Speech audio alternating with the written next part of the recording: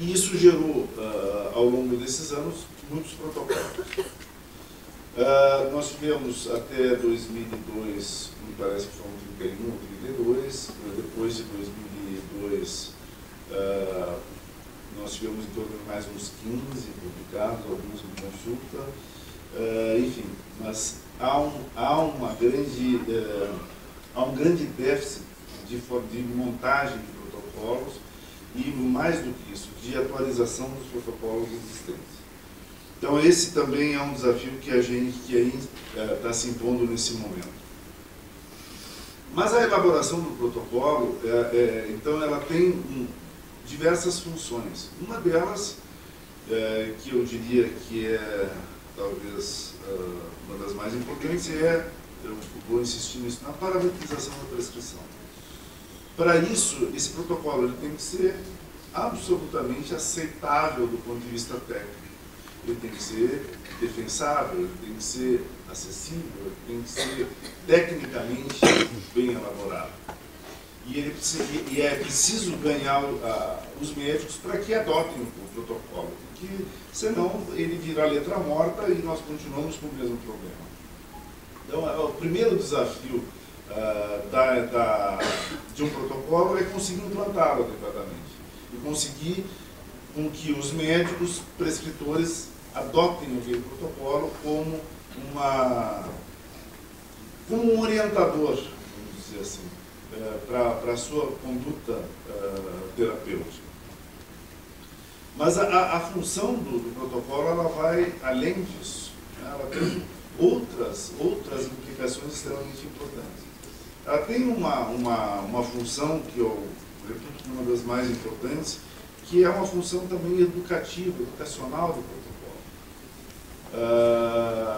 É uma realidade, embora existam movimentos tanto do Ministério quanto das secretarias estaduais, mesmo municipais de saúde, no sentido de trazer os médicos para mais perto da informação e da educação médica continuada. Na verdade, hoje o grande responsável da educação médica continuada é a indústria farmacêutica. E isso tem consequências importantes. Então, a distância entre a informação que é dada pela indústria farmacêutica e muitas vezes a melhor evidência, muitas vezes é grande. Porque, por melhor intencionada que seja essa informação, ela terá algum viés.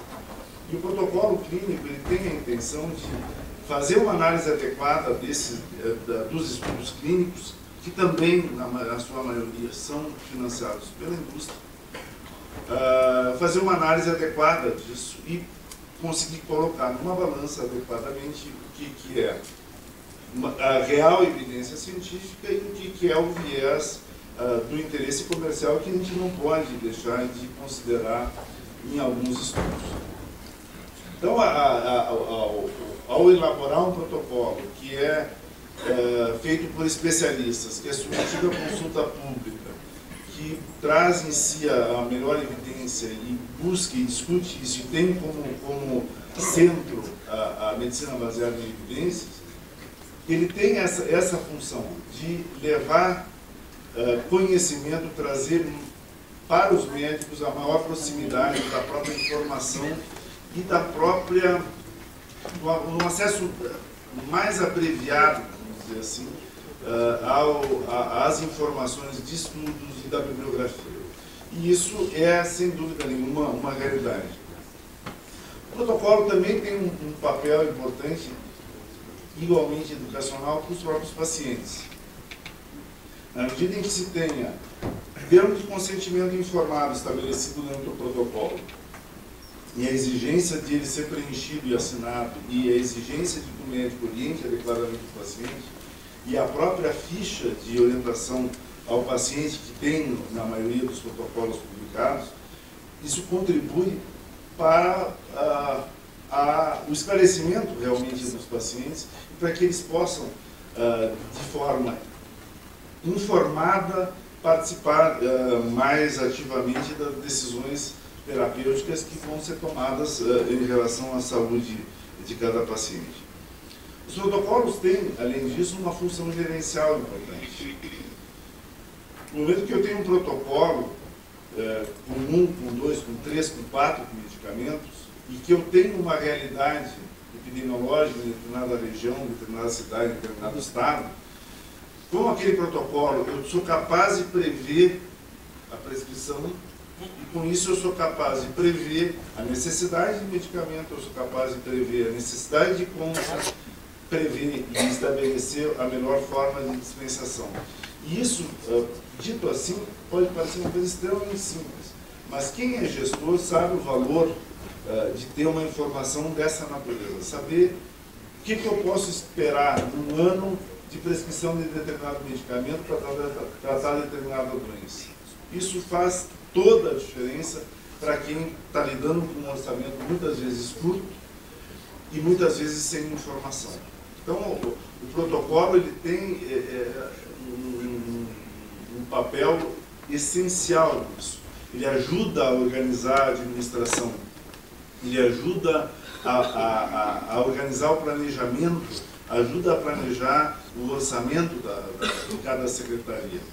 E isso talvez uma das coisas uma das contribuições mais importantes dos protocolos do ponto de vista administrativo das secretarias. Os protocolos têm também uma função legal, vamos dizer assim, embora eles não tenham uma característica de normativo legal, vamos dizer assim, embora esteja tramitando no Congresso uma proposta para tornar isso digamos, ter um arcabouço jurídico mais consistente. Os protocolos, como eu tinha dito antes, eles ganharam espaço ao longo desses últimos 9, 10 anos e hoje fazem parte das discussões do Judiciário. Então, um protocolo bem estabelecido, ele por si só ele não resolve as questões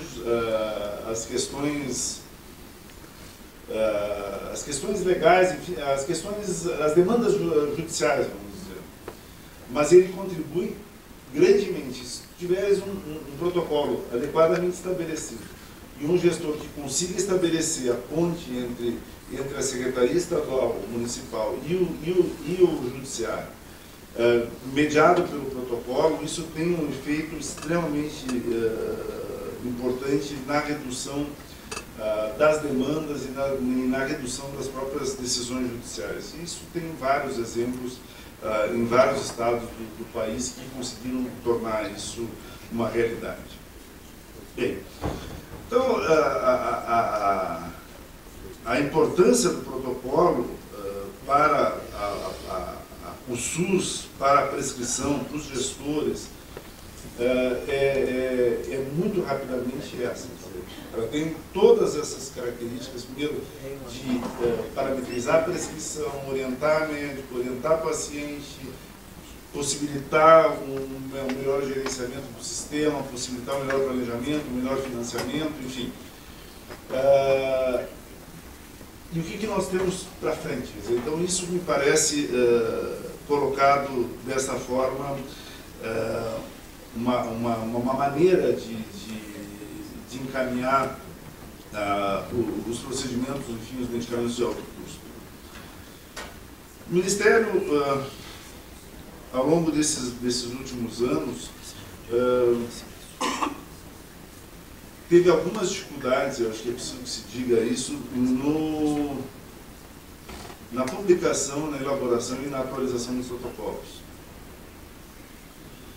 O ministro Temporão assumiu em 2007, e uma das questões, eu assumi logo depois, um mês depois de se tornar ministro, eu fui para uma diretoria da SAS, depois para a própria SAS. Uma das coisas que a gente colocava como prioridade era voltar a definir protocolos, atualizar os protocolos existentes e formular novos. Isso também foi um compromisso que foi manifesto naquela histórica audiência pública do Supremo Tribunal Federal, em que nós, lá publicamente, eu fui na abertura em nome do ministro, e na minha fala a gente assumiu 5 compromissos, e um deles é esse, de atualizar protocolos.